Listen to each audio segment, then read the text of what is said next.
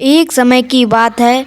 रामगढ़ नामक गांव में एक बिरजू नामक किसान रहता था। वह अपने घर में अपनी एक बूढ़ी माँ के साथ रहता था।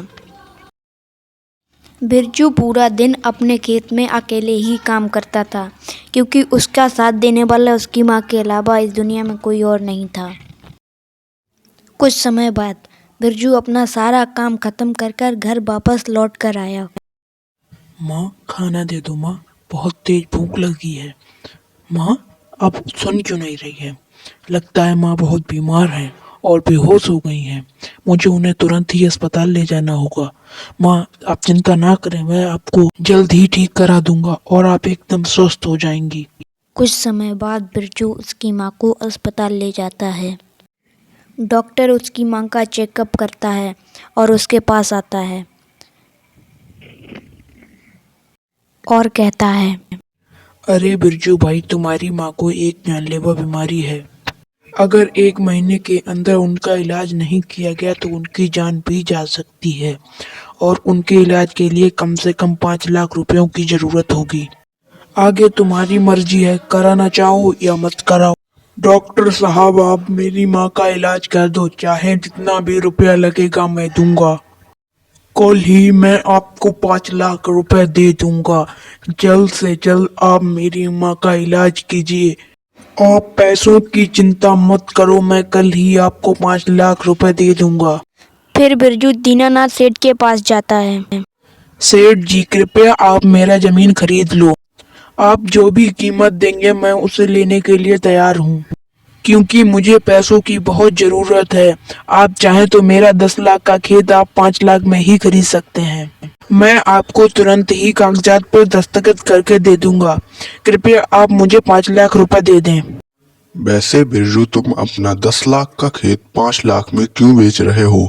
तुम्हें पैसे की बहुत जरूरत है क्या? क्या हुआ बिरजू, मुझे बोलो। हाँ सेठ जी, मुझे पैसे की बहुत जरूरत है, क्योंकि मेरी माँ की तबीयत बहुत बिगड़ गई है। इसीलिए मैं अपना सारा जमीन बेच रहा हूँ, क्योंकि मेरी कल ही डॉक्टर से बात हुई है और उसने 5 लाख रुपए मांगे हैं।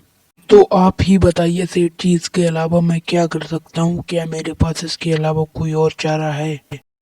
इसीलिए जल्दीबाजी में मैं 10 लाख का खेत 5 लाख में बेच रहा हूँ। ठीक है बिरजू, मैं तुम्हारी जमीन को खरीद लूंगा।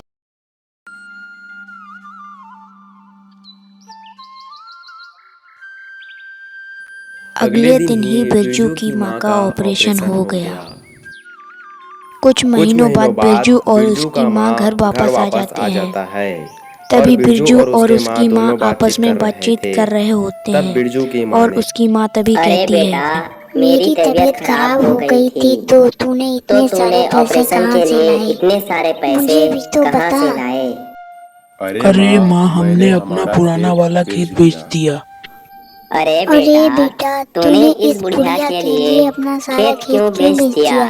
तेरे पास खेत के अलावा और कुछ नहीं था। और कुछ भी नहीं था।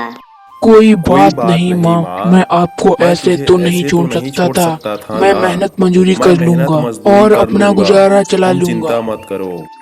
कुछ दिनों बाद बिरजू गांव से शहर सामान ले जाने का काम करने लगा।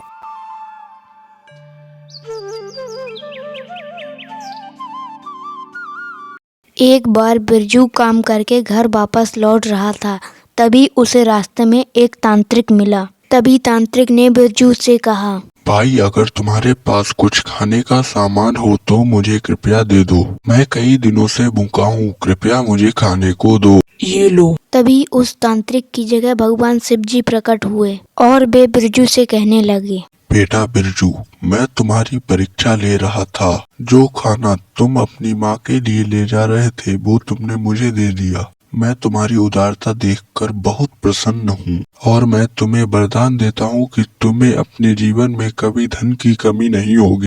मेरी और सभी देवी देवताओं की कृपा तुम पर बनी रहेगी। तथास्तु। बिरजू को यह आशीर्वाद देकर भगवान शिव अदृश्य हो गए और बिरजू के सामने पैसों की बारिश होने लगी और यह देखकर बिरजू बहुत खुश हुआ।